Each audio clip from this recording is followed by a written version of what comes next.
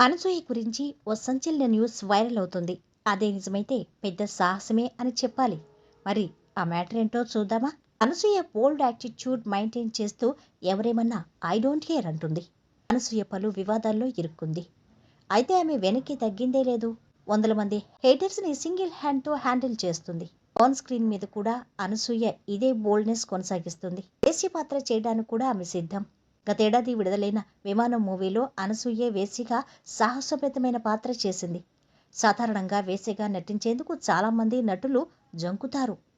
కాగా అనసూయ మరోసారి తల్లి కాబోతున్నారంటూ ఓ న్యూస్ చక్కర్లు కొడుతుంది. అయితే ఆమె నిజ జీవితంలో కాదు, ఓ సినిమాలో ఆమె స్టార్ హీరో తల్లిగా కనిపించబోతున్నారట.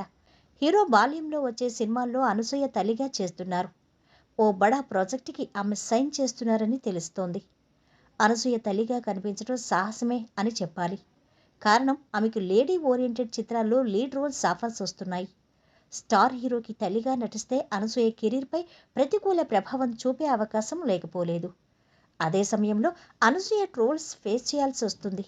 అయితే అనసూయ తల్లి పాత్ర చేస్తున్నట్టు ఎలాంటి అధికారిక సమాచారం లేదు.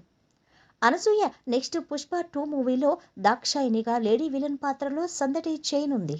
కాగా అనసూయ యాంకరింగ్ మానివేసిన విషయం తెలిసిందే. పూర్తిగా నటనపై దృష్టి పెట్టింది. అనసూయ పలు వైవిధ్యభరితమైన పాత్రల్లో అలరిస్తోంది. గతేడాది అనసూయ రంగమార్తాండ, విమానం, ప్రేమ విమానం, పెదకాపు 1 చిత్రాల్లో నటించింది.